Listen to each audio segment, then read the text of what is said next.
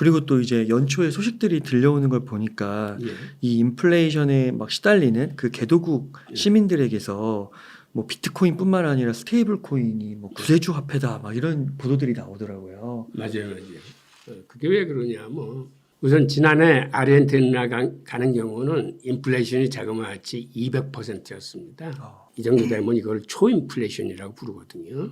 그러니까 이런 나라에서는 사람들이 자국 화폐보다는 아무래도 비트코인이나 스테이블 코인을 선호할 수밖에 없습니다. 제가 예전에 브라질에 근무해 봐서 잘 아는데 그 당시 브라질도 초인플레이션으로 고생하고 있을 텐데 이렇게 인플레이션이 심한 나라는 급여를 월급으로 주지 못하고 주급으로 나눠서 한 달에 한 4-5번 줍니다. 한 달씩 이렇게 떨어지면 화폐 가치가 너무 떨어지기 때문에 그때 급여를 제공을 하는 거죠. 그러면 어떤 현상이 생기냐 하면 주급을 받는 날은 그 즉시 그들은 슈퍼마켓으로 뛰어가지고 이 샐러리를 몽땅 이 상품으로 바꿔놓습니다. 그렇지 않으면 돈의 가치가 하루가 다르게 떨어지기 때문에 그러면 그 물건을 판 슈퍼마켓 주인은 어떻게 할까요? 마찬가지로 슈퍼마켓 주인도 그 돈을 하루라도 갖고 있지 않고 상품을 구입하든가 아니면 달러로 바꿔놓든가 아니면 하루에 이자를 3%씩 주는 오버나이트라는 예금이 있습니다. 현지화를 하룻밤만 맡겨도 하루에 3%가 붙어요. 그렇게 많이 줘요? 예, 그러니까 초인플레이션인 게 뭐 200%에서 심하면 1년에 한 3,000%씩 주기 때문에 현금을 가지고 깜빡 잊고 안주머니에 집어넣었다가 나중에 꺼내보면 완전히 휴지 조각이 돼 있어요. 그러니까 어떻게 하든지 현금을 갖고 있지 않고 상품으로 그걸 바꿔놓으려고 드는 거죠. 그러다 보니까 예를 들어서 기업주들이 기업의 신경을 못 쓰고 어떻게 내 재산을 지킬지에 그들이 온통 신경이 가 있습니다. 네. 그러니까 이런 나라에서는 그러니까 지금같이 비트코인이나 스테이블 코인은 당연히 구세주가 되는 거죠. 비트코인이나 스테이블 달러로 연동된 스테이블 코인을 갖고 있으면 이제는 이런 화폐 가치 급락으로 인해서 재산 상실의 위험으로부터는 보호되니까 이런 나라에서는 암호화폐나 스테이블 코인을 좋아할 수뿐이 없습니다. 점점 많아지는 것 같아요. 그 숫자가 점점 많아지는 것 같아요. 맞아요. 지금 점점 많아져서 중남미 국가에서 법정 통화로 채택한 나라가 한 2나라 정도 되고 법정 통화는 아니지만 일단 법적으로 이거를 결제 수단으로 인정한 나라들이 한 3-4나라 되고 이게 점점 퍼져나가고 있습니다. 그 브라질도 그 브라질에서 근무하시면서 이제 초인플레이션을 경험해 보셨다고 하셨잖아요. 네. 이런 것들은 중앙은행의 잘못인가요? 아니요. 그게 이제 어떻게 그렇게 됐냐면 돈을 많이 찍어내서 이렇게 인플레이션이 되는 게 아니고 워낙 이런 인플레이션 상황에 오래 살다 보면 사람들이 기대 심리가 생깁니다. 즉 앞으로도 당연히 인플레이션이 발생할 것이라고 생각하기 때문에 사실은 인플레이션보다도 더 무서운 게 기대 인플레이션이에요. 기대 인플레이션이 한번 생기면 어떻게 하든지 빨리 이거를 상품으로 바꿔 놓으려는 욕구 때문에 화폐의 통화 속도가 엄청나게 빨라집니다. 네. 지금 그 얘기는 같은 통화를 찍어내도 이게 유통 속도가 워낙 빨라지기 때문에 다른 나라에 비해서 수십 배, 수백 배 돈을 많이 찍어낸 효과가 생깁니다. 그러니까 이렇게 인플레이션이 안정된 나라에서는 우리가 그렇게 돈을 빨리 쓰지 않잖아요. 그러니까 소비도 다 계획적으로 쓰는데 인플레이션이 과거에 많이 일어났던 나라들은 자국 통화의 가치를 믿지 않기 때문에 현금이 들어오자마자 이걸 써버리기 때문에 그 현금 유통 속도가 우리가 생각하는 것보다 몇십 배, 몇백 배 빨라지기 때문에 이렇게 초인플레이션이 발생하는 거예요. 아, 그렇군요. 그래서 그거를 이제 중앙은행이나 정부가 어떻게 보면 통제 밖으로 벗어나게 되고. 그러니까 지금 아르헨티나 같은 데도 그런 걸 채택하게 되는 이유가 이제는 국민들이 자국 화폐를 믿지 않으니까 이거를 뭐 스테이블 코인이나 비트코인이나 이쪽으로 바꾸려는 움직임이 있는 거죠. 아, 그렇군요. 그러면은 이렇게 그 스테이블 코인이 점점 더 주목을 받는 것 같고 비트코인도 그런데요. 그러면은 각국에서도 이런 흐름을 반기는 건가요? 그거는 한 두 가지 방면에서 생각해 봐야 되는데 일단 각국 정부는 이런 암호화폐나 스테이블 코인에 대한 극도의 경계심을 갖고 있습니다. 그 이유는 왜 그러냐면 암호화폐라는 건 은행을 거치지 않고 전자지급화에서 전자지급화로 송금이 가능하기 때문에 즉 중앙에서 이걸 들여다볼 수 있는 그러한 감시 시스템이 작동을 하지 않아요. 그러다 보니까 자본 유출을 한다거나 불법 자금에 쓰인다거나 테러 자금에 쓰일 수 있는 돈들이 움직이는 거를 중앙정부가 컨트롤하기 힘들어요. 그런 의미에서 지금 스테이블 코인이 됐든 다른 비트코인이 됐든 이거에 대한 경계심은 갖고 있는데 그런데 뭐냐면 이 스테이블 코인이나 암호화폐가 기존 법정 화폐에 비해서 송금이나 이런 면에 있어서 기술적으로 워낙 우월합니다. 그러다 보니까 많은 곳에서 이제 스테이블 코인이나 암호화폐를 송금에 활용하고 이게 점점 시장이 커지고 있는데 중앙정부의 입장에서는 하여튼 이러한 불안 요소 때문에 이거를 규제하려니 나름대로 스테이블 코인이 갖는 또 장점이 있어요. 이게 뭐냐면 대부분 달러하고 연동돼서 쓰기 때문에 오히려 달러 세력의 확대를 오히려 스테이블 코인이 도와요. 네. 이거는 예를 들어서 미국 정부의 입장에서는 이게 긍정적인 요인이에요. 게다가 스테이블 코인이 담보물로 잡고 있는 것의 60% 이상이 미국 국채입니다. 그러니까 이게 국채 시장 활성화에 그러지 않아도 미국 국채 공급이 많아서 미국이 어려움을 겪고 있는데 이 스테이블 코인이 도움을 주는 거예요. 그렇군요. 그러니까 이거를 규제하기도 그렇다고 지원하기도 지금은 애매한 상황인데 그러다 보니까 각국 정부가 나서서 이 규제와 성장에 관한 지금 법적 토대를 만들고 있습니다. 여기서 제일 앞서 나가는 게 사실은 유럽이에요. 그러니까 그걸 보고 일반적으로 유럽이 치고 나가면 미국이나 캐나다는 한 6개월 후에 쫓아갑니다.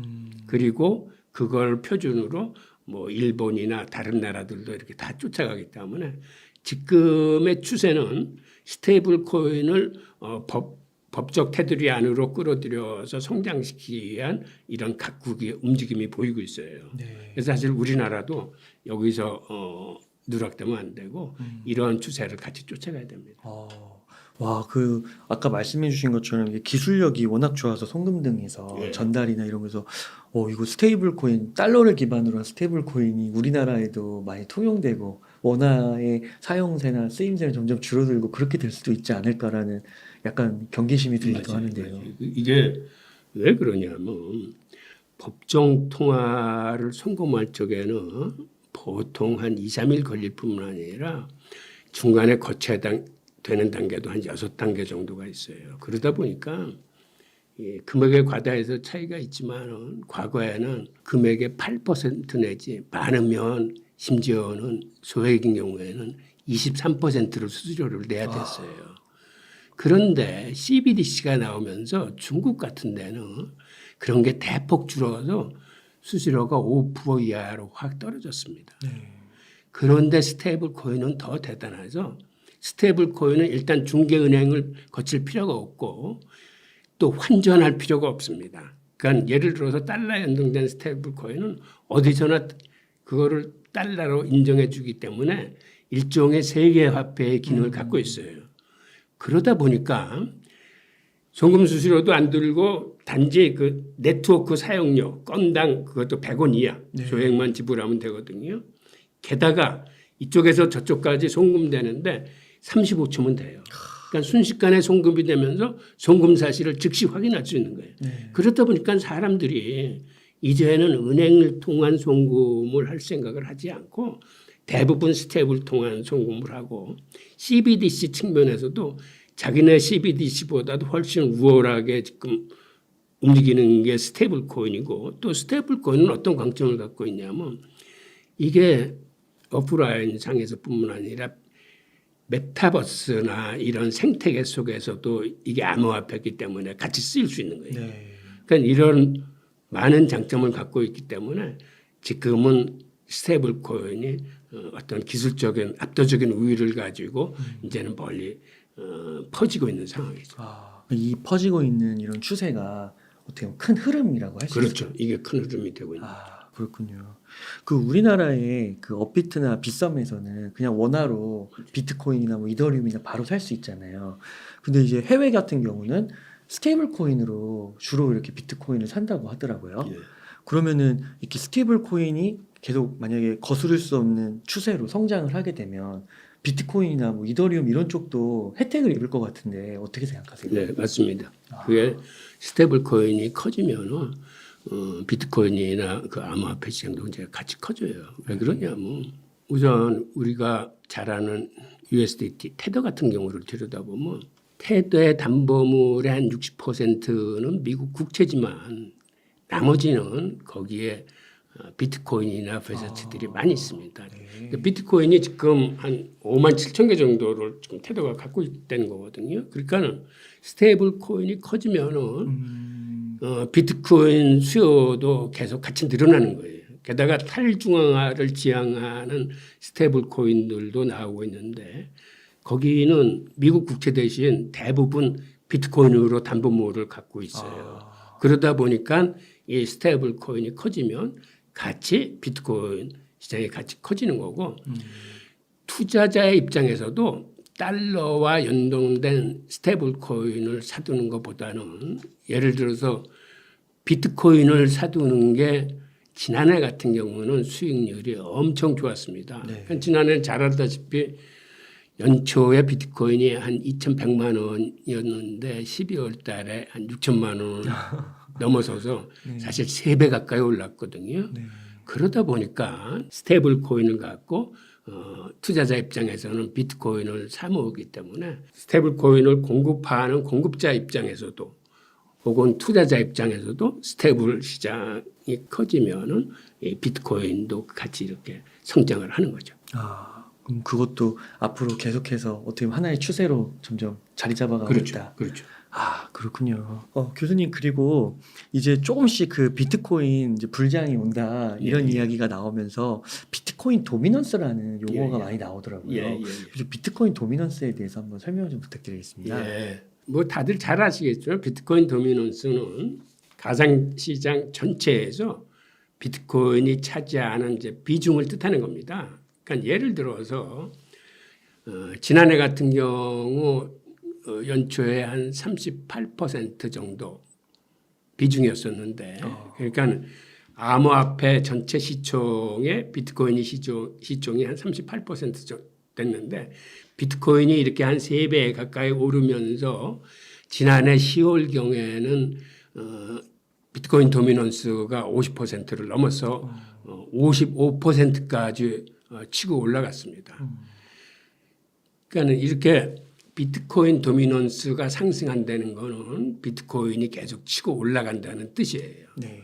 그다음에 비트코인 도미넌스가 이렇게 떨어진다는 얘기는 비중이 줄어든다는 얘기는 그건 비트코인 가격이 떨어진다는 이야기라기보다는 알트코인이 비트코인의 뒤를 이어서 치고 올라간다는 얘기입니다. 그러니까 비트코인 도미넌스가 처음에 치고 올라가다가 그다음에는 알트코인 그 메이저 코인들이 뒤쫓아서 상승을 하고 그다음에는 예를 들어서 테마주를 갖고 있는 알트코인들이 뒤쫓아서 상승을 합니다.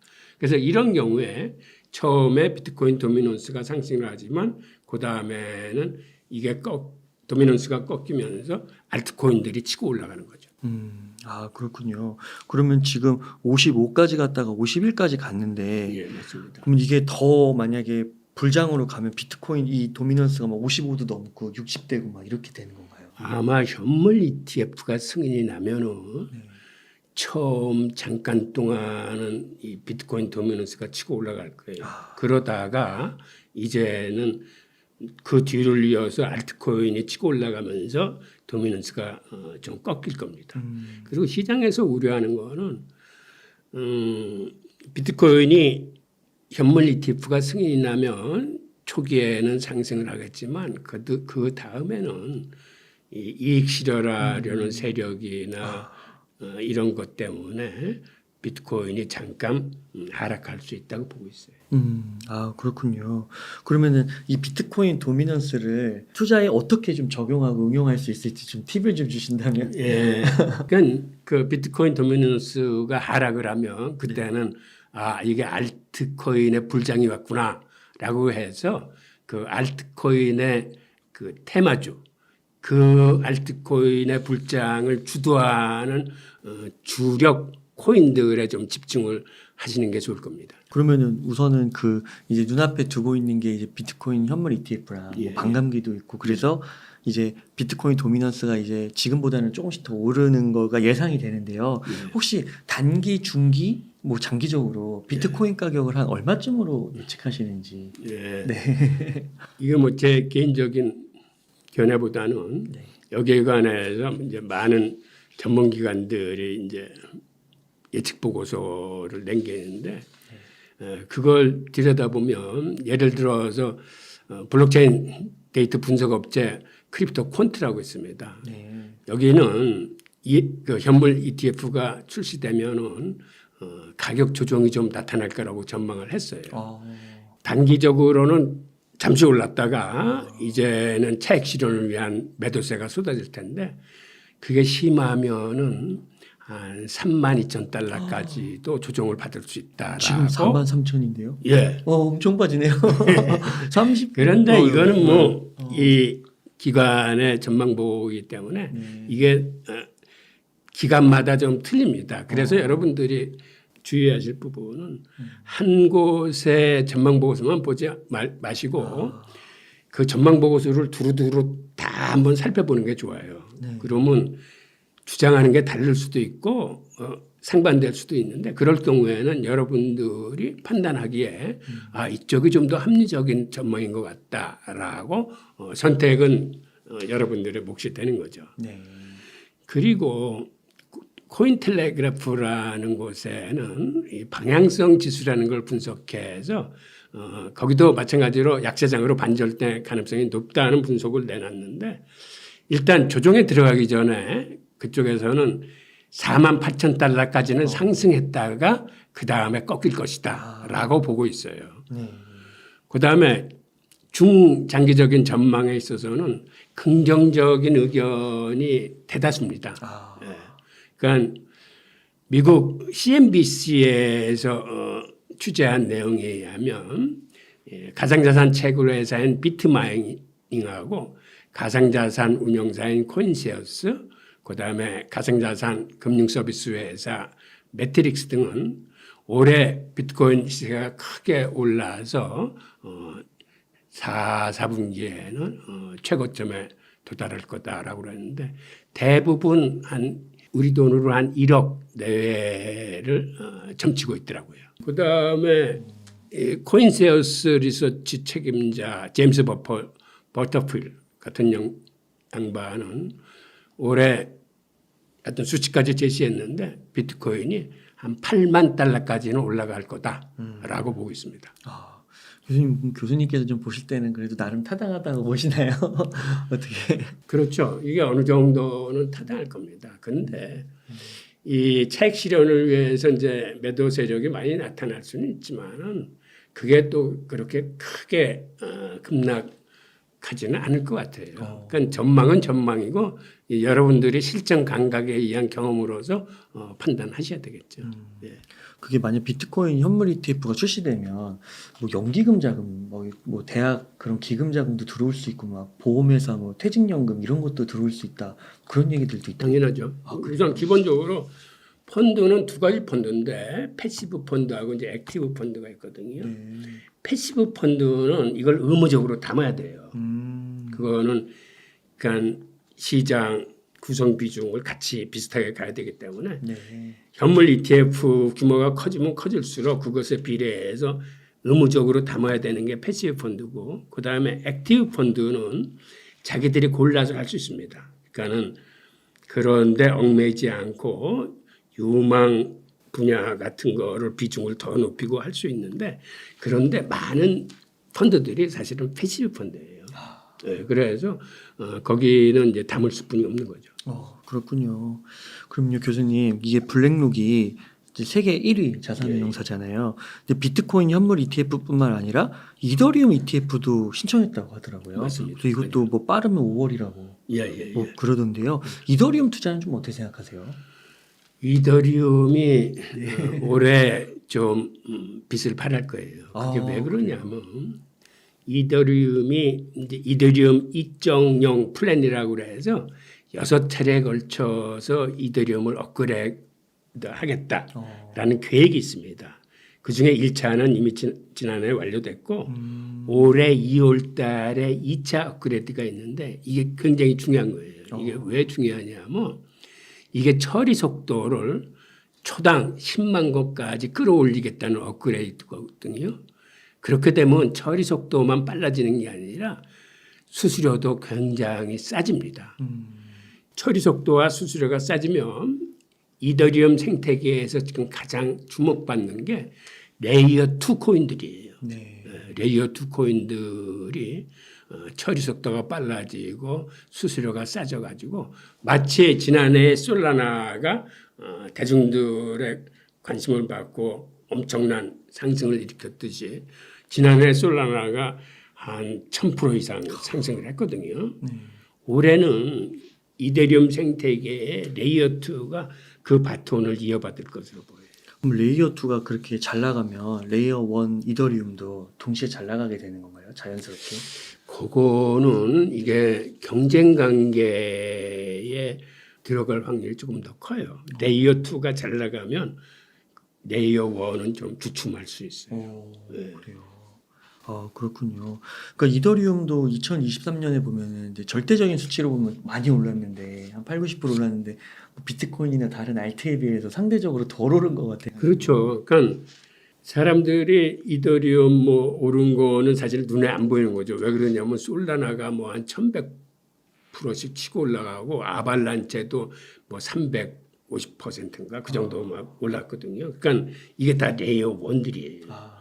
그 통에 레이어 2나 이런 코인은 지난해에는 그렇게 주목을 받지 못했는데 올해 이더리움이 이제 업그레이드를 하면 이것들이 주목을 받을 거라는 얘기죠. 그래서 올해 좀 눌린 것도 있고 작년에. 그게 이제 어떻게 되냐면 처리 속도가 빠르지면 지난해 같은 경우는 이더리움의 수수료가 평균 한 건당 한 2.5달러 심하게 렉이 걸릴 적에는 한 11달러까지 냈었어요. 그러니까 수수료가 이렇게 비싸지니까 사람들이 외면을 하는 겁니다. 그 반작용으로 처리 속도가 빠르고 수수료가 싼 솔라나나 아발란체가 각광을 받는 거예요. 솔라나나 아발란체는 처리 속도가 뭐 이거는 아발란체 같은 건 요새는 1초 미만의 처리를 해버려요. 그런데 처리 속도 또 느린 이더리움에다가 게다가 수수료도 비싸기 때문에 사용자들이 이제 그거를 외면해 왔었는데 이게 업그레이드를 통해서 올해 그 수수료가 0.01달러 그러니까 1센트 수준으로 싸진다는 거예요. 그러면 당연히 이제 레이어 2가 이제 각광을 받는 거죠. 왜 그러냐면 솔라나나 아발란체는 이렇게 처리 속도나 수수료를 싸게 하는 대신 뭐를 사실 포기했냐면 탈중앙화를 포기한 거거든요.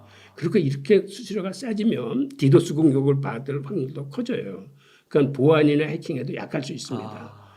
근데 사용자 입장에서는 일단은 싼 게 좋다고 처리 속도가 빠르고 수수료가 싼 거를 지금 선호하는데 이제 이더리움이 그거를 보강한다는 얘기는 이더리움은 나름대로의 탈중앙화와 보안성을 가지고 있기 때문에 같이 이렇게 가격이 싸지면 사람들이 보안이 강하고 탈중앙화 갖고 있는 이더리움 생태계를 이제 선호할 수뿐이 없게 되는 거죠.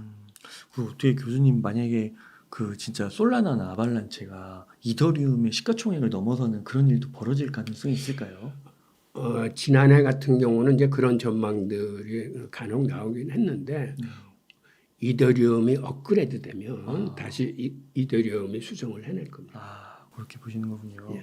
그럼 좀 이더리움에 조금 더 구체적이면 예. 이더리움의 발전 방향과 시장 가치의 변화 예. 좀 설명 좀 부탁드리겠습니다. 예. 일단 이더리움은 이더리움 2.0 로드맵이라는 걸 제시해서 지금 6단계 업그레이드를 계획하고 있습니다. 이걸 2년 내에 이제 완성을 하겠다는 건데 머지를 지난해 완성했고 이번 2월 달에 발표될 게 서지고 그 다음에는 스퀴지, 버지, 피지, 스필리지라는 이 지자 돌림 이 6단계가 있는데 이런 2.0 로드맵이 끝나면 이 처리 속도가 어떻게 변하냐 하면 기존의 이더리움은 초당 한 20건 정도 아주 굉장히 미비돼 있었는데 지난해 머지 업그레이드를 한 이후에는 초당 한 6,000건 정도로 올라섰고 이더리움 2.0 로드맵이 끝나면 초당 10만 건을 처리하게 됩니다. 그렇게 되면 지금 비자가 초당 평균 한 24,000건을 처리하기 때문에 비자 카드보다도 이제 훨씬 빠르게 되는 거죠. 업그레이드 내용을 조금 더 들여다보면 2월 달에 발표될 서지가 이게 초당 처리량을 10만 건까지 이제 높일 수 있다고 하는 거고 이로 인해서 레이아웃 거래 비용이 크게 줄어서 한 1센트 정도 이하로 이제는 거래 비용이 준다는 내용이고 스퀴지라는 건 탈중앙성을 유지하면서도 노드에서 검증을 쉽게 하는 이런 업그레이드입니다. 그리고 버지는 이렇게 손쉽게 만든 검증을 통해서 수많은 참여자들이 노드 검증에 참여할 수 있게 만들겠다는 게 버지고 퍼지는 불필요한 과거의 데이터를 모든 노드가 다 저장할 필요가 없다. 이걸 특정 노드에 몰아주고 대부분의 노드는 1년 이상 된 기록들을 다 삭제하고 1년 이내의 기록들만 가지고 가자 하는 게 이제 퍼지 업그레이드고 이제 스필리지 업그레이드라는 건 누구나 이제 손쉽게 이더리움을 사용해서 이게 대세가 갈 수 있도록 하여튼 나머지 자질자질하지만 모든 중요한 업그레이드를 완성시키겠다는 겁니다. 이로써 이더리움 2.0 로드맵을 이제 완성시키겠다는 거예요. 아, 그렇군요. 뭐 이더리움도 이렇게 이제 앞으로 플랜을 갖고 있고 또 다른 이제 레이어 1 암호화폐들 중에서도 이제 이 이더리움에 도전을 하는 건데요. 이런 상황은 좀 어떻게 지금 진행이 되고 있나요? 여기서 이제 잠깐 설명을 드려야 될 게 블록체인 트릴레마라는 게 있어요. 이 트릴레마라는 건 뭐냐면 우선은 이러한 확장성 그중에서도 특히 처리 속도나 수수료 같은 게 하나고 또 하나는 보안성 해킹에 당하지 않을 그 보안성 그리고 또 다른 하나는 이 탈중앙화를 지향하느냐 그러니까 암호화폐의 본질적인 성격을 어떻게 잘 간수하느냐인데 이 세 개를 동시에 다 달성할 수 있는 방법은 아직까지는 없습니다. 그러다 보니까 예를 들어서 처리 속도나 수수료를 싸게 만들면 그만큼 보안에 약해지고 탈중앙화를 포기하는 거예요. 그러니까 노드 수를 줄여가지고 그냥 몇 사람이 빨리빨리 이거를 속도를 높이는 거거든요. 네. 그러다 보니까 지금은 이더리움이나 비트코인의 처리 속도가 워낙 늦다 보니까 지난해에는 솔라나나 아발란체들이 그렇게 강세를 보인 건데 그런데 앞으로는 사람들이 보안 해킹에 대한 그 보안성 강화나 그다음에 탈중앙화를 지향해서 이것이 프라이버시의 침해를 받지 않는 그런 것들을 이제 더 중시하는 그러한 경향으로 바뀔 수 있어요. 네. 그 바뀔 수 있는 게 우선 이더리움 같은 경우가 처리 속도를 올려준다면 이게 보안성이나 탈중앙화에서는 더 강하기 때문에 이게 반전을 가져올 수 있거든요. 그러니까 그러한 상황들이 앞으로 이제 벌어질 텐데 그러한 것들은 이제 잘 관심 있게 보셔야 되는 거죠. 이 솔라나가 많이 올랐지만 과거의 영광에 못 미친다는 건 어떤 거예요? 그거는 지난해 솔라나가 한 1100%까지 이렇게 올랐지만 과거의 솔라나는 그거보다 훨씬 더 가격이 오른 그런 역사를 갖고 있습니다. 근데 솔라나는 좀 지난 역사를 좀 알아야 되는데 그 솔라나는 사실은 이렇게 처리 속도와 수수료를 싸게 하다 보니까 이 해킹에 굉장히 약합니다. 그리고 그래서 한 5차례 내지 8차례 정도 이 멈춘 적이 있어요. 사실 암호화폐에서 네트워크가 멈췄다는 건 굉장히 치명적인 사태인데, 그러니까 이게 해킹에 의해서 멈춘 경우도 있고 너무 많은 트랜잭션이 생겨서 과부하가 걸려서 멈춘 적도 있고, 이제 그러한 과정에서 솔라나의 장점인 이 처리 속도와 수수료를 이제 굉장히 강점으로 본 그 FTX가 전적으로 달라들어서 이 솔라나를 지원했습니다. 그래서 2021년 초기만 해도 솔라나의 시총이 그렇게 크지 않았어요. 한 1,100억대 정도에 불과했었는데 FTX가 지원하고부터는 엄청나게 급등을 계속하면서 1년 만에 시총이 90조 원대로 커졌습니다. 그런데 여러분들이 아다시피 2022년 11월에 FTX가 파산하게 됩니다. 그래서 솔라나도 이때 된 서리를 맞아가지고 시총이 줄어들기 시작했는데 반토막 정도가 아니라 자그마치 20분의 1 토막이 났어요. 그러니까 시총이 90조 원대였었는데 4조 원대로 줄어들었습니다. 그런데 여기서 또 반전이 나타난 게 FTX가 채무자고 그 채무 합의에 도달하면서 회생 가능성을 지금 보이고 있습니다. 그러자 솔라나가 다시 상승하고 살아나기 시작합니다. 그래서 솔라나가 가격이 빠졌을 땐 한 13,000원 정도 수준까지 빠졌는데 이게 한 16만 원까지 그렇게 치고 올라오더니 지금은 조정을 보이면서 지금 한 14, 15만 원대에서 이제 움직이고 있습니다. 그런데 이렇게 솔라나가 치고 올라가니까 솔라나 생태계에 있는 토큰들은 더 큰 상승세를 보고 있는데 예를 들어서 봉크라는 밈토인은 지난해에 자그마치 7,900%가 올랐어요. 와, 그렇군요. 솔라나가 앞으로도 잘 될 거라고 보세요? 그런 장단점이 혹시 뭐 있을까요? 솔라나는 당분간은 잘 될 겁니다.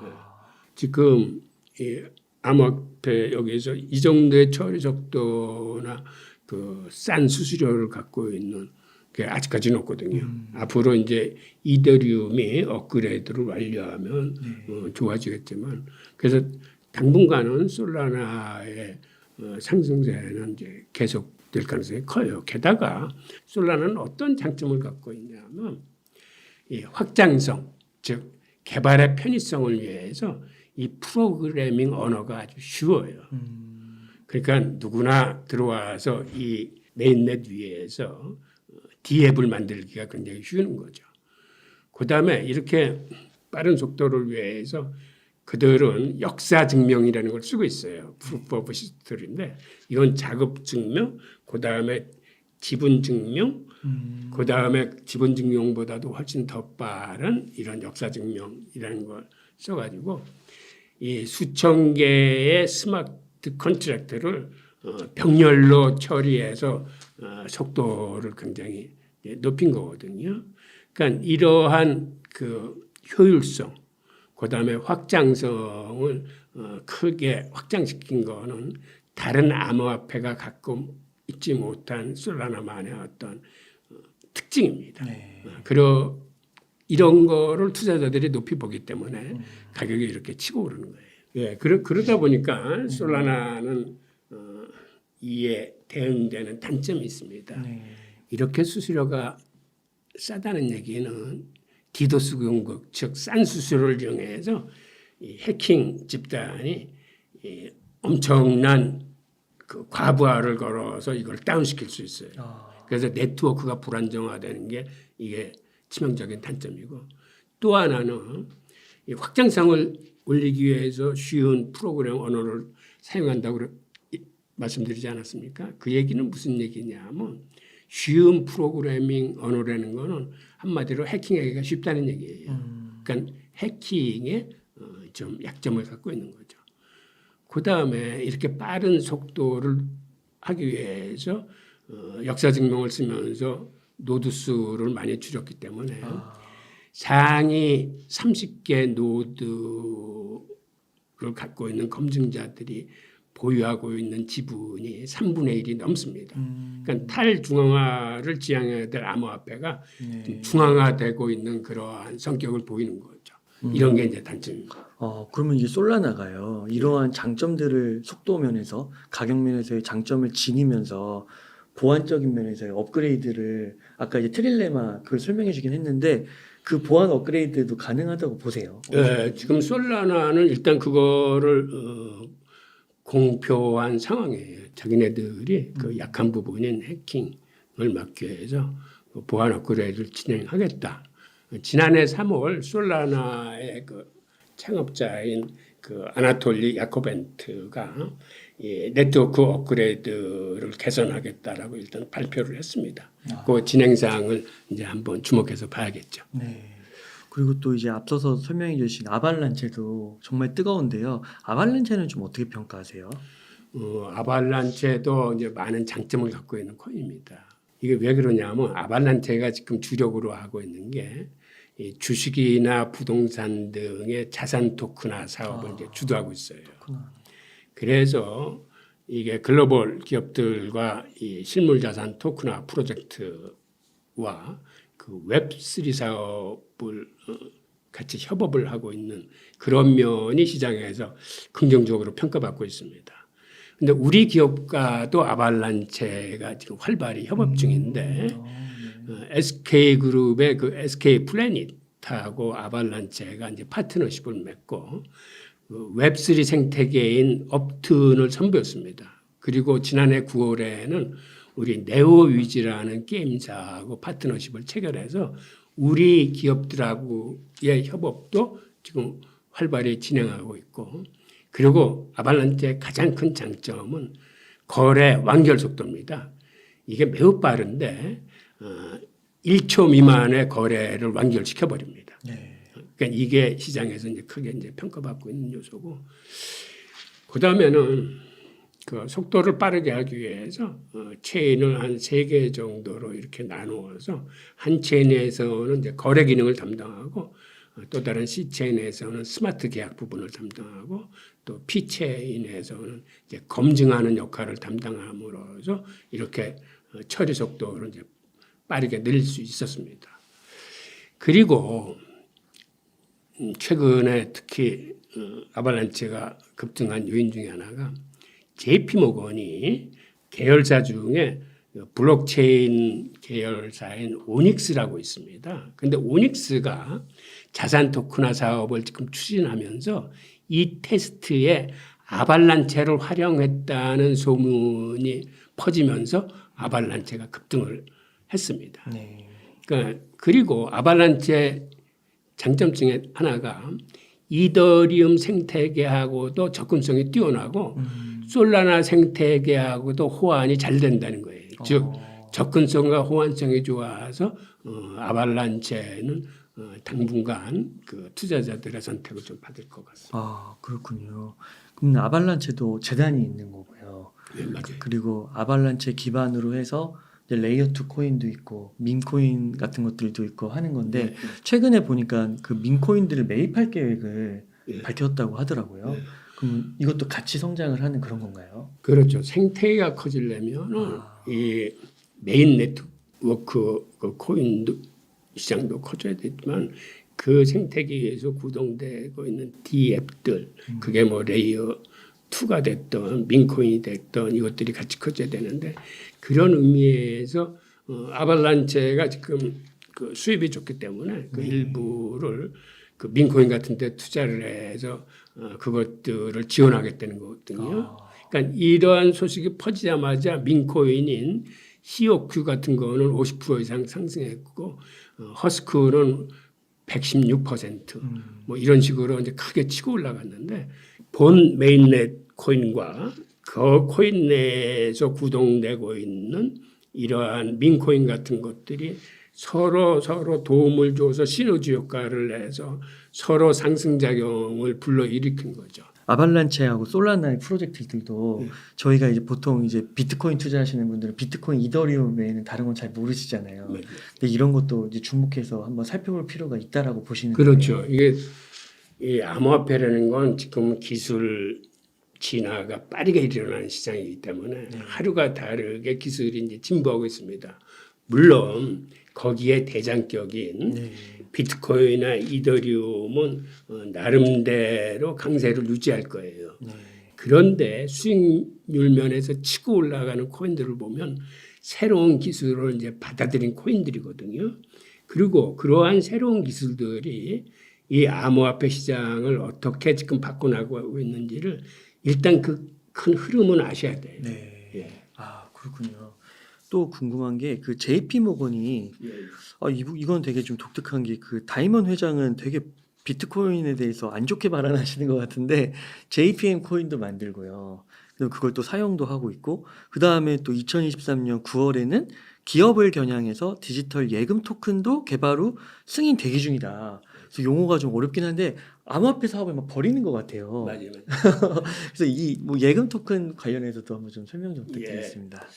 지금 블랙록이나 JP 모건이 이렇게 암호화폐 시장에 눈독을 들이는 가장 큰 이유는 토큰 증권하고 자산 토큰화 때문에 이 시장이 전통 금융 시장에서도 굉장히 커질 거라고 그들이 보고 있기 때문에 지금 이렇게 암호화폐 시장에 뛰어들고 여러 가지 이제 프로젝트를 벌이고 있는 거거든요.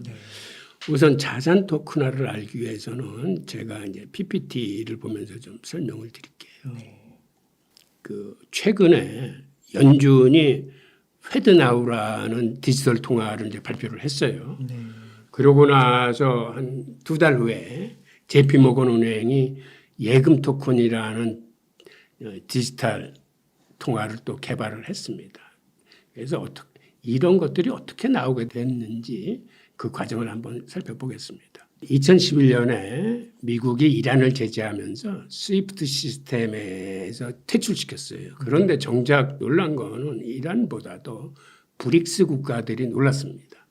그래서 자기들도 언젠가는 이렇게 이란처럼 국제 결제 시스템에서 퇴출돼서 국제적으로 고립당할 수 있겠다 생각해서 이들이 부랴부랴 자국 통화의 결제 시스템을 개발하기 시작했습니다. 그래서 2015년에 중국이 위안화 국제 결제 시스템인 CIPS를 완성했고, 그 다음에 러시아와 인도도 자국 통화의 국제 결제 시스템을 완성시켰어요. 그리고 BIS가 비트코인이 나온 걸 보고서 가만히 들여다보니까 그 기술에 있어서는 굉장히 뛰어나거든요. 우선 블록체인 기술이라는 거. 또 하나는 송금이 굉장히 빠르고 즉시 확인할 수 있다는 그런 장점을 보면서 각국 중앙은행에 그 암호화폐의 좋은 기술들만 따가지고 빨리 중앙 집권용 디지털 화폐를 만들어라. 즉 한마디로 중앙은행의 디지털 화폐를 만들어라라고 그 개발을 권유했습니다. 그런데 정작 여기에 가장 빠르게 대처한 게 중국이에요. 그래서 중국은 이미 2019년에 디지털 위안을 개발을 하고 지난 3년간 본격적으로 이거를 시험 가동을 하고 올해서부터는 본격적인 이제 상용화에 들어가게 될 겁니다. 그리고 지난해 이미 이 CIPS에 그 디지털 위안화를 연동시켰어요. 그래서 이제 CIPS를 통해서 디지털 위안화가 주고받을 수 있게 됐는데 이 과정에서 중국 CBDC의 굉장히 큰 특징이 하나가 인터넷이 없는 환경에서도 휴대폰끼리 부딪히기만 해도 이게 거래와 결제가 됩니다. 그러다 보니까 인터넷 환경이 열악한 아프리카나 이 중앙아시아 지역에 이게 지금 급속도로 전파되고 있습니다. 특히 1대1로 선상에 자그마치 국가의 수가 64개나 있어요. 왜 이렇게 많냐면 1대1로라는 게 내륙을 통과하는 하나뿐만 아니라 해상도 있고 저 시베리아 쪽에 초원도 있고 해서 국가 수가 우리가 생각하는 것보다 많고 여기에 유통 물동량이 이제 굉장히 커지고 그러다 보니까 이쪽에 이제 교육이 이제 점점 늘어나고 하는 그런 추세에 있습니다. 이제 그러다 보니까 지금 미국이 주도하는 스위프트 시스템이 이제 CBDC로부터 이제 위협을 당하고 있는 그러한 형국입니다.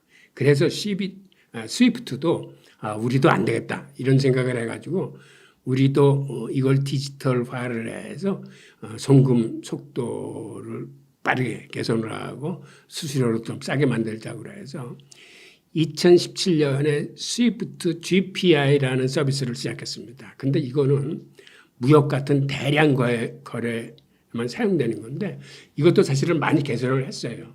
송금에 한 2, 3일 걸리던 걸 하루 이내에 처리하는 걸 원칙으로 해서 이제는 큰 무역 대금 같은 건 하루 이내에 처리가 되는데 이게 스타트업 기업인 R3가 개발한 그런 코다 플랫폼을 사용했다고 합니다.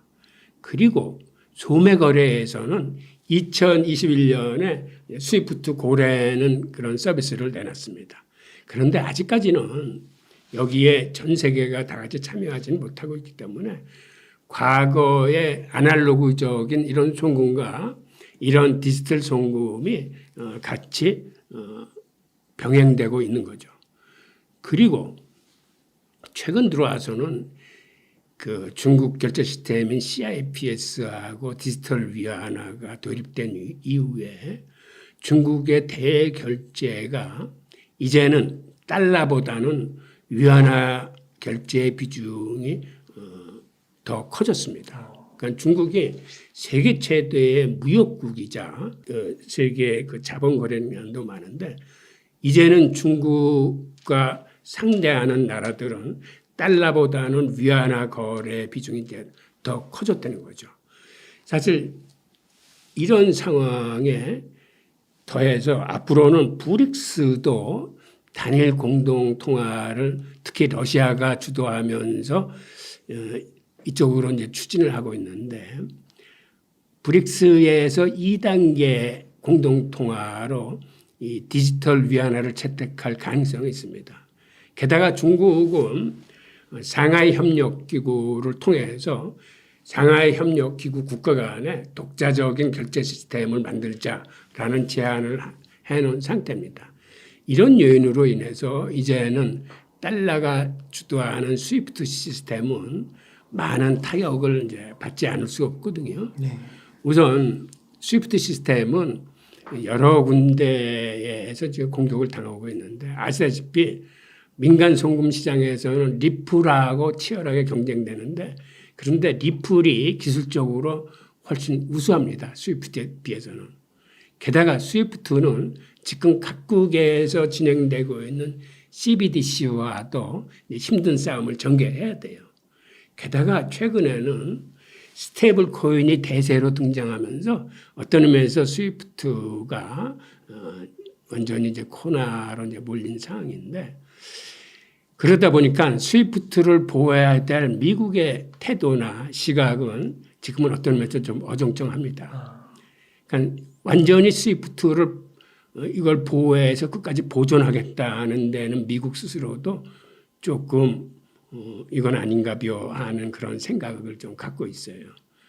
그리고 스테이블 코인이 우선 달러와 연동된 것들이 대다수고 그다음에 스테이블 코인 자체가 담보물로 미국 국채를 담보로 하기 때문에 이거는 미국이 굳이 마다할 이유가 없는 상황들이거든요. 네. 그러다 보니까 스위프트 시스템이 있냐 스테이블 코인이냐는 쪽에서 지금 어느 쪽도 그렇게 편을 들 수 없는 그러한 시각을 갖게 된 거고 그다음에 미국에 가만 들여다보니까 지금 중국의 디지털 위안화가 막 치고 나오는데 그것에 대한 대항마로 이 달러 연동 스테이블 코인이 대항할 수 있다라고 생각해서 이 대항마를 미국이 더 키울 수도 있습니다. 만약 중국의 CBDC가 너무 과하게 치고 나온다고 생각이 들면은 아마 그런 식으로 이제 대항할 가능성이 커져요. 지금 세계적인 여건이 이래저래 스테이블 코인이 이제 커지고 있거든요. 아까도 말씀드린 것처럼 중남미에서 특히 이 가격이 안정되어 있는 스테이블 코인에 대한 저게 커지고, 그 다음에 스테이블 코인이 이렇게 암호화폐 시장에서만 커지고 있는 게 아니라 이게 이 상업은행에서도 지금 스테이블 코인 발행 추세가 지금 치열하게 경쟁이 붙고 있어요. 우선 그 선두주자가 사실 JP모건 은행의 JPN 코인입니다. JPN 코인은 사실은 이게 한 5년 전에 개발이 완료돼서 이미 쓰고 있습니다. 달러하고 이제 1대1 연동되어 있는 코인인데, 우선 이걸 만들어 놓고 쓰면서 JPN 코인은 이거는 은행 간 송금에만 쓰겠다라는 캐치프레이즈를 내걸고, 즉 스위프트에 도전하는 건 아니다라는 좀 이런 자세를 보이면서 조심스럽게 사용을 하고 있습니다. 그런데 이미 이 디지털 화폐는 한 3천억 달러 정도를 송금한 사실이 있고, 지금도 하루에 한 10억 달러 수준으로 은행 간 송금에 JPN 코인을 쓰고 있어요. 이 얘기는 스위프트 시스템을 사용하지 않는다는 거거든요. 즉 이거를 쓰면서 지금 JPN 코인은 미국 정부의 눈치를 보고 있는 겁니다. 이게 스위프트에 대한 도전으로 보일까 봐 지금은 일종의 테스트하는 정도로 사용하고 있는데, 우리가 10억 달러는 굉장히 많은 수치지만 JP모건의 입장에서는 하루의 송금액이 평균 한 6조 달러 정도 됩니다. 그러니까 6조 달러에 비해서는 정말 극히 일부분을 시험 수준에서 이제 송금하고 있다고 봐야 되는 거죠. 그러니까는 JP모건도 앞으로 스위프트가 영구적으로 가기는 힘들 거라고 판단되기 때문에 자기들도 살 길 찾아야 되겠다라고 해서 이제 스테이블 코인을 개발해서 쓰고 있긴 하지만, 이게 아직까지는 미국 정부가 주도하는 스위프트 시스템이기 때문에 지금은 정부의 눈치를 보고 있다라고 이제 보여집니다. 그러면서도 이 코인에 대한 개발을 게을리하고 있지 않아요. 지난해 6월 달에는 유로화하고도 연동된 코인을 개발을 했어요. 그리고 11월 달에는 여기다 스마트 계약을 도입을 했습니다. 그래서 이거를 프로그래머블 결제 기능을 도입을 했는데, 이러한 스마트 계약을 도입했다는 얘기는 이제는 프로토콜에서 자동적으로 처리를 해주기 때문에 거래 속도가 이제 굉장히 빨라지고 있다는 얘기거든요. 그리고 사실은 내심 이 JPN 코인은 앞으로 기업 간 거래도 확대하겠다. 심지어는 나중에는 개인 간 거래도 확대하겠다라는 그러한 생각을 갖고 있습니다. 그리고 일부 전문가들은 그런 의미에서 미국이 CBDC를 만든다면 이 JPN 코인이 미국 CBDC의 표준이 될 수 있다라고 얘기를 합니다. 그런데 이렇게 JP모건 은행이 이미 스테이블 코인을 개발해서 쓰고 있으니까 다른 은행들도 지금 스테이블 코인을 개발 중에 있어요. 골드만삭스하고 시티은행이 개발 중에 있고, BOA는 자체 개발은 안 하지만 리플을 사용할 그럴 가능성이 있습니다. 이런 의미에서 앞으로는 상업은행 스테이블 코인도 굉장히 활성화될 것으로 보입니다. 그러다 보니까 이제는 스테이블 코인의 종류도 지금 굉장히 다양해지고 있어요. 여러분이 잘 아시는 암호화폐 거래소의 스테이블 코인, USDT나 USDC가 있고, 그리고 코인게코에 등록되어 있는 스테이블 코인 수만 해도 자그마치 96개 정도 되더라고요. 그다음에 좀 전에 설명드린 미국 상업은행의 스테이블 코인들이 지금 개발 중에 있고, 또 중소은행들도 우리도 질 수 없다라고 11개 은행들이 컨소시엄을 구성해서 이미 USDF라는 스테이블 코인을 발행을 했습니다. 그러다 보니까 핀테크 쪽에 이제 거대 기업인 페이팔도 작년에 자체 스테이블 코인을 개발해서 내놨어요. PYUSD라는 코인인데, 그런데 이게 굉장히 무서운 폭발력을 갖고 있는 게, 페이팔의 활성 계정 숫자만 해도 이게 4억 3천 개가 넘습니다. 즉 4억 3천 개의 계정을 갖고 있는 주인들이 이제는 손쉽게 암호화폐 거래와 결제에도 참여할 수 있을 뿐만 아니라 이런 스테이블 코인으로 이거를 세계 화폐로서 유통시켜서 이걸 가지고 송금할 수가 있게 되는 거죠. 와. 그러다 보니까 세계 각국이 이제는 이거를 제대로 법적 토대를 만들어서 제대로 규제하고 그다음에 제대로 성장시켜야 되겠다라고 해서 지난해 세계 최초로 유럽이 그 미카라는 규제 법안을 만들어서 이제 이거를 발효를 시켜서 아마 내년 6월경에 본격적으로 이게 시행에 들어갈 겁니다. 그리고 이걸 본따서 미국, 캐나다, 일본 등이 지금 입법을 지금 서두르고 있고 그러니까 세계가 지금은 이렇게 다양한 스테이블 코인의 추세로 이제 접어들고 있습니다. 그러다 보니까 우선 기존 법정 통화하고 CBDC와의 경쟁에서는 CBDC가 이제 압도적인 우월권을 갖고 있어서 앞으로는 지폐 없는 시대로 도래하게 되면서 환전과 송금에서는 대부분 CBDC를 사용하게 될 겁니다. 그렇게 되면 스위프트 시스템은 사실은 이제 코너에 몰리게 되는 거죠.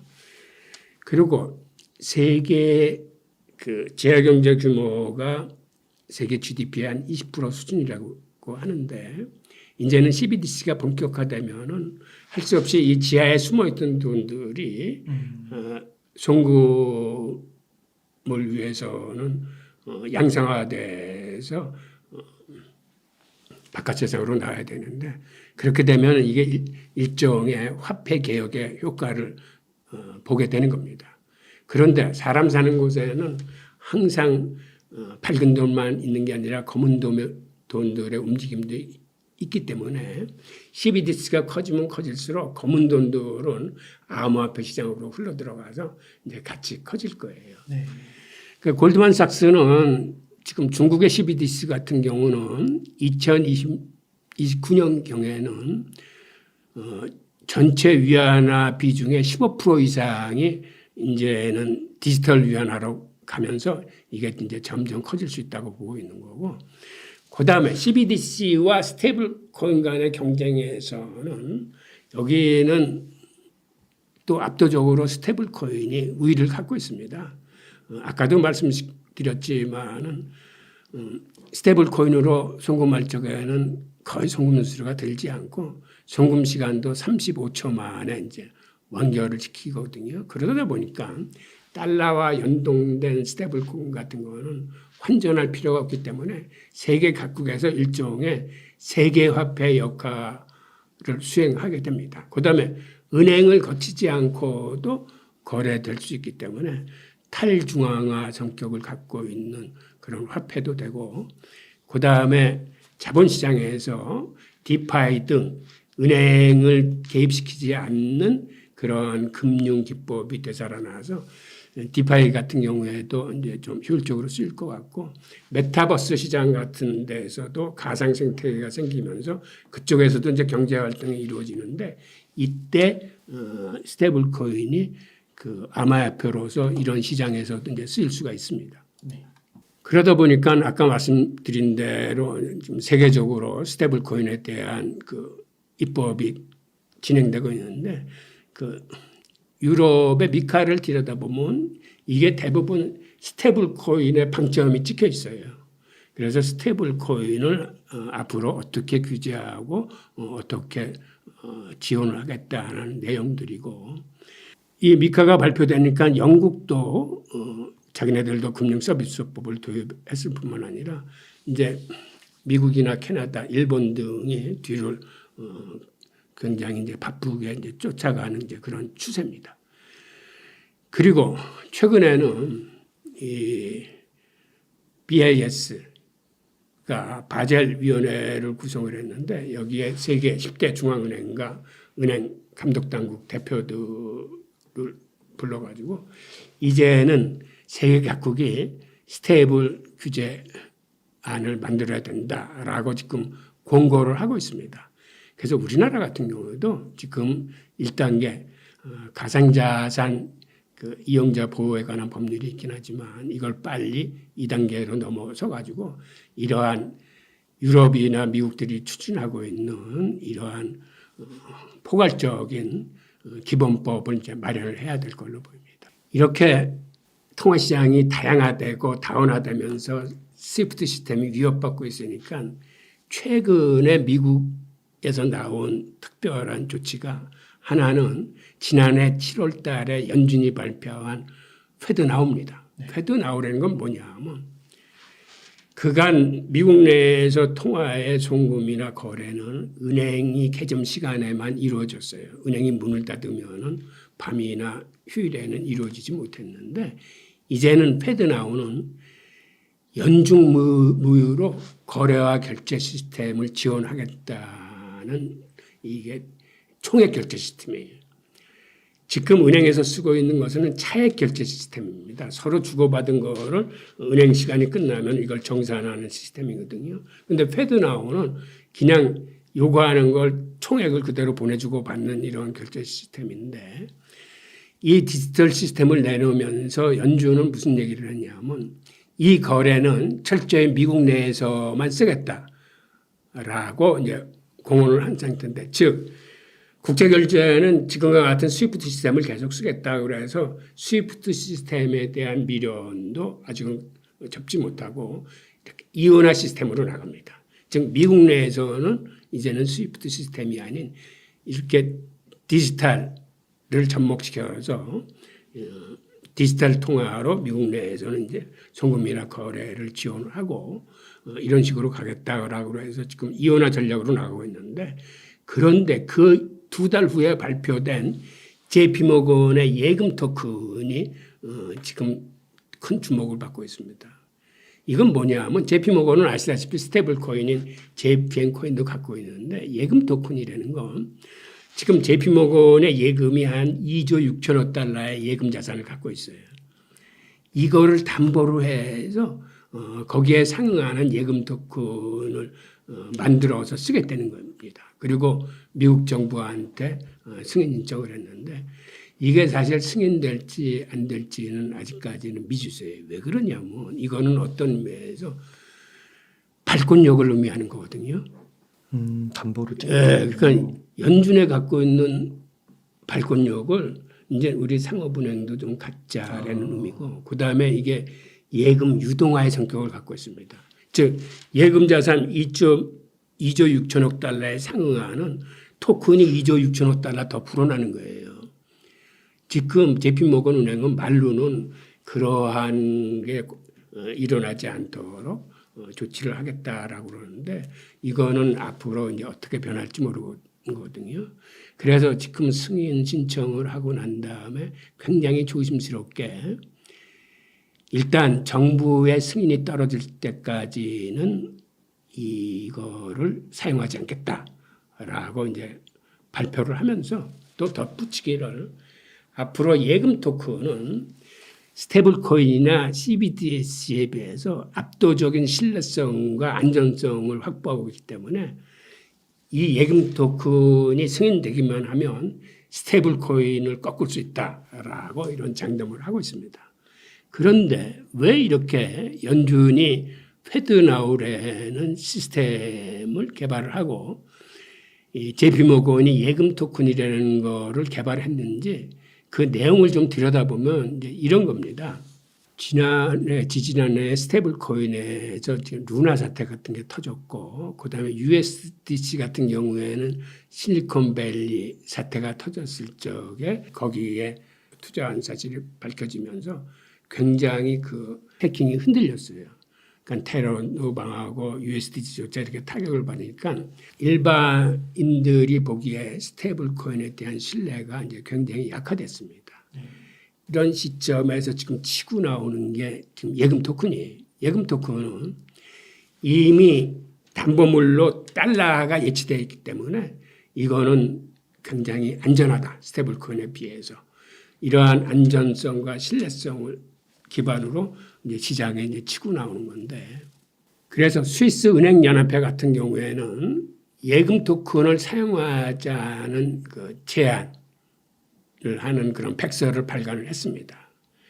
그리고 국제결제은행이 마련한 그 서미트에서는 싱가포르 중앙은행 총재 같은 경우도 예금 토큰을 도입을 해서 CBDC 시스템을 보완을 하자라는 얘기를 했는데 이건 무슨 얘기냐면 중앙은행이 발행하는 CBDC는 일종의 본원 통화의 역할을 하는 거고 민간은행이 발행하는 예금 토큰은 일종의 신용 창출을 하는 거다. 그러니까 과거에도 있었던 이런 이중통화 시스템, 즉 중앙은행의 본원통화 발행과 민간은행의 신용 창출이라는 기능에 의해서 M2나 M3 통화시장을 형성하듯이 아날로그 화폐가 디지털 화폐가 되면서 즉 중앙은행의 CBDC 발행과 더불어서 민간은행들이 예금 토큰을 발행함으로써 아날로그의 이중통화 시스템을 그대로 디지털 통화의 이중통화 시스템으로 가지고 오자라는 게 이게 골자입니다. 그러다 보니까 이 서미트에서 우리나라 그 한국은행의 이창용 총재도 참석을 했었는데 이분도 말씀을 하기를 지난해 도매형 CBDC를 시장에서 시험을 해보니까 토크나 인프라 구축에 좀 더 집중해야 되겠더라라는 그런 말씀을 하면서 앞으로 이렇게 예금 토큰에 대한 관심이 늘어나면 한국은행도 우선 기관용 CBDC는 CBDC 나름대로 이제 발행을 하지만 이러한 그거를 보완하는 지급 결제 수단으로서 그 예금 토큰 발행도 이제 시험을 해보겠다라는 취지의 말씀을 하셨어요. 그러다 보니까 일부에서는 우리나라도 올해 말부터 민간은행들이 예금 토큰을 발행을 추진할 거라는 이러한 얘기들이 이제 흘러나오고 있습니다. 자, 이게 지금 질문하신 예금 토큰이 나오게 된 어떤 흐름이에요. 그렇군요. 그러니까 이게 그 중앙은행뿐만 아니라 일반 상업은행, 일반 은행들 가운데서도 미래의 그 통화 어떻게 보면은 통화 권력을 쥐기 위한 예, 그런 그렇죠. 흐름 중에 이제 계속 개발을 하고 예, 진화하고 이러는 예. 거군요. 그렇군요. 네, 교수님 그러면은 오늘 또 너무 이렇게 설명을 잘 해주셨는데요. 만약에 지금 한 1억 원 정도 여유 자금이 있으면은 어떻게 좀 투자 전략을 세우면 좋을까요? 1억 원 정도의 여유 자금이 있다면 저는 이렇게 세울 겁니다. 우선 가장 기본적으로 포트폴리오의 원칙을 지키겠습니다. 네. 그러니까 1억 중에서 한 3분의 1 정도는 수익률이 좋은 가상자산에 투자를 하고 3분의 1은 채권 쪽에 투자를 하겠습니다. 네. 아마 주식보다는 훨씬 올해는 수익률이 좋을 거라고 예상되고 있고 그다음에 나머지 3분의 1은 이제 부동산에 투자를 하는데 그것도 요거를 다시 세분해 보면 가상자산에 투자하는 것도 이 포트폴리오 원칙을 세워서 비트코인의 한 3분의 1, 올해 또 오를 이더리움의 한 3분의 1, 그다음에 이 테마 코인들 뭐 레이어 2라거나 뭐 게임이라거나 자산 토크나 이런 데 한 3분의 1 정도를 나눠 담고 채권도 이것도 포트폴리오를 구성하는데 큰 돈은 아니지만 미국 국채 한 3분의 1, 우량 회사채 3분의 1, 또 3분의 1은 비우량 회사채 수익률이 굉장히 높은 것 중에서 그래도 최소한 부도나지는 않을 것 같다라는데 한 3분의 1 정도를 나눠 담고 부동산도 최근에 그 빌라 공급이 거의 완전히 끊겼어요. 그래서 이런 추세로 가면 한 1, 2년 후에는 빌라 시장이 또 한번 크게 급등할 걸로 보이는데 보면은 아직까지 한강변에 소형 빌라를 이렇게 한 3, 4천 정도의 전세 끼고 살 수 있는 그런 것들이 아직은 남아 있습니다. 특히 9호선 라인 쪽에. 그래서 그러한 부동산에도 3분의 1 투자를 해서 그런 식으로 투자를 하지 않을까 하네요. 네. 근데 불행한 거는 1억이 없네요. 네. 교수님 그러면 오늘 이렇게 2024년 가상자산 시장에 대해서 이렇게 조망을 좀 해주셨는데요. 마지막으로 시청자분들께 꼭 하시고 싶으신 말씀이나 강조하고 싶으신 말씀이 있다면 좀 부탁드리겠습니다. 올해는 이 가상자산 시장이 제2의 전성기를 맞이할 것 같습니다. 아, 그래서 지금 각 기관들이 2024년 예측 보고서나 전망 보고서를 많이들 내놨어요. 그래서 이거를 한번 쭉 찾아서 읽어보시기 바랍니다. 그리고 이걸 보시지 않더라도 지금 각 유튜버들이 각 기관의 전망 보고서를 해설해 놓은 유튜버들도 많아요. 이런 걸 한번 쭉 찾아보시면서 아, 올해의 흐름은 어떻게 가겠구나라는 큰 흐름을 감을 잡으시고 성투하시기 바랍니다. 네, 감사합니다. 이렇게 해서 홍익희 교수님을 모시고 이야기를 나눠봤습니다. 긴 시간 동안 유익한 인사이트 나눠주셔서 감사의 말씀 드립니다. 오늘 고생 많으셨습니다. 예, 고맙습니다.